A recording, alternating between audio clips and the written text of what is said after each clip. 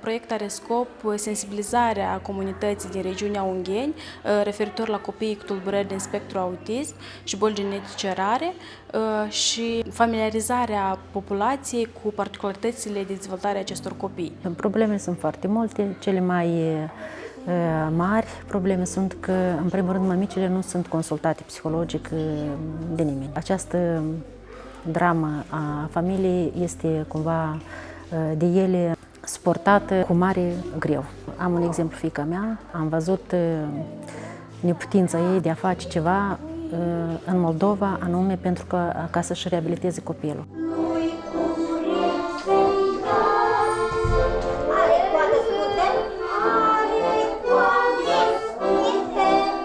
Lucrând ca manager al instituției, e foarte dureros când vezi atâția copii bolnavi și cu această tulburare. Eu am acceptat această inițiativă cu Asociația Sprijin și Speranță, ținând cont că am văzut suferința părinților care aveau copii cu autism. Și iată, ținând cont că avem și noi în grădiniță mulți copii cu autism, am încercat să ajut și eu cu ce am putut doamnelor, pentru că atunci când este o colaborare strânsă și frumoasă între conducători și asociație, atunci se primesc lucruri frumoase. Avem 34 de copii integrați în instituție. Clar lucru că nu sunt toți cu autism și în total avem 407 copii. Pe doamna directoare, Maria Luca, am cunoscut-o atunci când am adus nepoțelul meu la grădiniță. Și sunt deja 8 ani de zile de când colaborăm. Este o persoană mărinimoasă și înțelege foarte bine mamele noastre.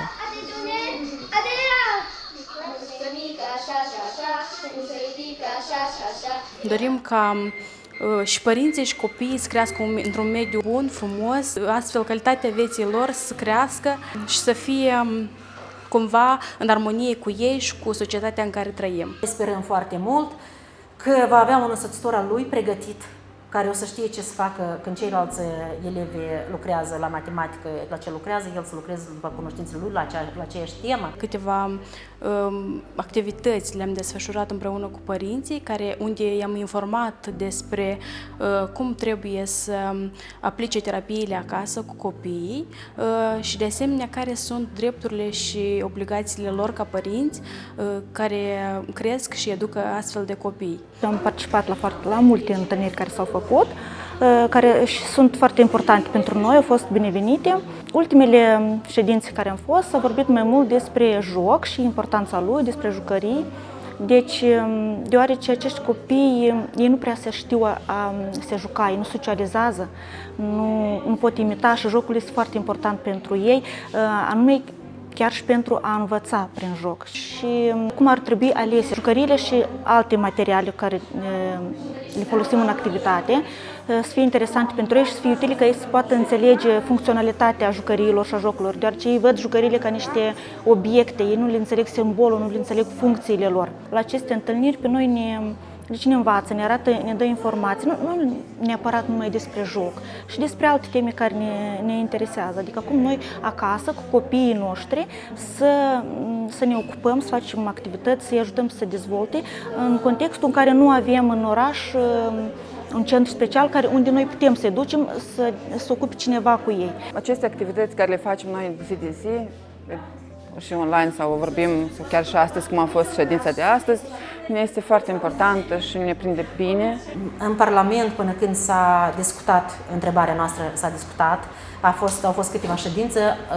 Eu sunt într-un grup de lucru, în Parlament suntem 10 persoane acolo, eu reprezint Asociația Sprijin și Speranță și se pun bazele modificării legii, pentru că de la lege trebuie să înceapă totul, acolo cuvântul autism nu este. Suportul financiar oferit de People in Need cu sprijinul Uniunii Europene a fost foarte esențial pentru noi, pentru că cumva ca grup de inițiativă tânăr ne-a dat imboldul de a merge mai departe și puterea că putem reuși.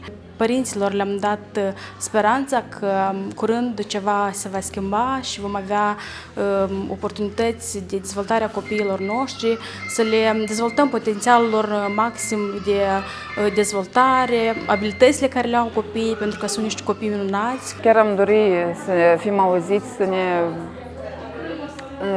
înțeleagă, să ne vadă, chiar toată lumea, să fim ajutați, să avem și noi un centru, cum este în câteva raioane din Republică. Avem nevoie ca să ne integrăm și să fim și noi în rând cu cei copii cât de cât tipici.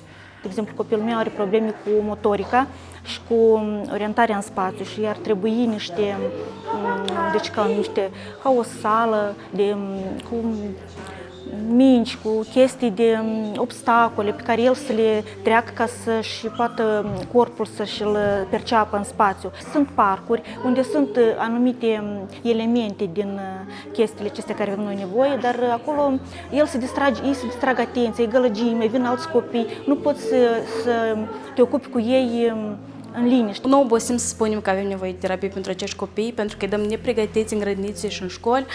Următorul pas ar fi colectarea de fonduri pentru o cameră senzorială, ar fi începutul pentru a porni de undeva, pentru a crea un centru mai mare ce aduce servicii de recuperare în regiunea în care trăim.